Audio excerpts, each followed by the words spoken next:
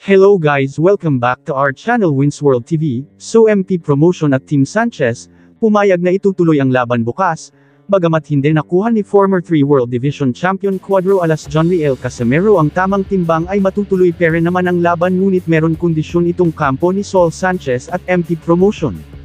Dahil dito ay sinamantala na ng Team Sanchez ang pagka-overweight nitong panlaban natin na si Jonriel Casimero. Ang kondisyon ay bawal mag-rehydrates ang ating pambato, dahil hanggang 128 pounds lang ang limit ng kanyang timbang sa laban niya bukas kontra Saul Sanchez. In short guys, sasampa itong pambato natin bukas, na hinang-hina ang katawan at walang gaanong lakas, dahil halos hindi na ito kakain. Bukod pa dyan ay mas makapal ang gloves na gagamitin niya kumpara sa kalaban niya na si Saul Sanchez, dahil dito ay panigurado na hihina ang katawan ni Cuadro Alas Jonriel Casimero, at kapag mahina ang katawan ay tiyak wala ring lakas ang kanyang mga suntok kapag ito ay tumama sa kalaban. Habang si Saul Sanchez, ay bagamat nakuha niya ang tamang timbang na 122 pounds limit sa super bantamweight, ay pwede itong kumain ng kumain, kahit na dumagdag ang kanyang timbang sa araw ng kanilang laban ni Cuadro Alas Jonriel Casimero ay okay pa rin. Bukod dyan ay ang gagamitin niyang gloves ay mas manipis kumpara sa angas ng Pinas Jonriel Casimero. Dahil dyan ay tiyak na napakalaki ng kanyang lamang sa ating pambato na si Jonriel Casimero at napakalaki ng kanyang pag-asang matalo itong si Cuadro Alas Jonriel Casimero.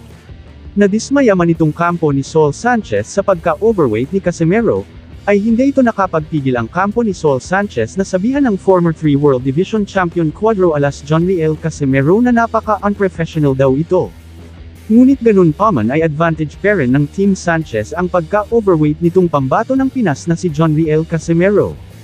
Nagtimbang ang ating pambato sa unang sample niya sa timbangan ng 124.12 pounds, overweight nga ito, ngunit binigyan siya ng 2 oras na palugit.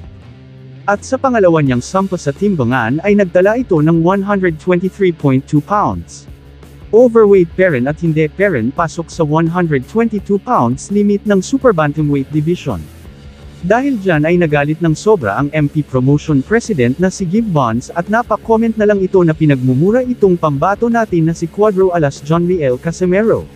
Ngunit ganun pa man ay tuloy pa rin naman ang laban at dito natin mapapatunayan kung gaano katibay at kalakas ang ating pambato na si former 3 World Division Champion Cuadro Alas Jonriel Casimero. Ngunit ganun pa man ay isa lang itong pamamaraan ng Team Casimero para malinlang at mawala sa focus ang Team Sanchez.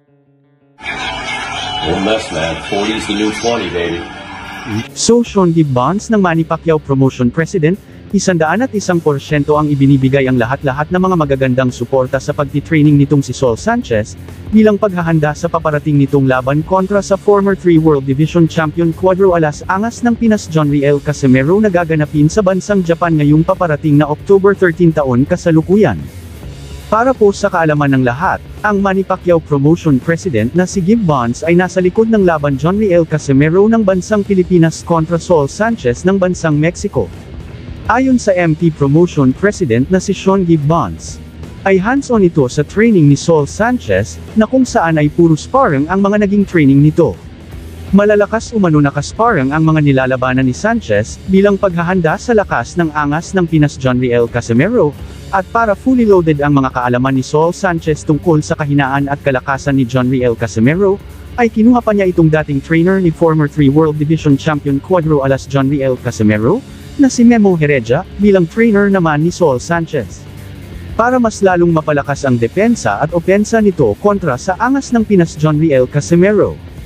Kaya napaka-halatado na ang gusto mangyari nitong Manny Pacquiao Promotion at Team Sanchez na pabagsakin si Cuadro Alas Angas ng Pinas Jonriel Casimero at all cost.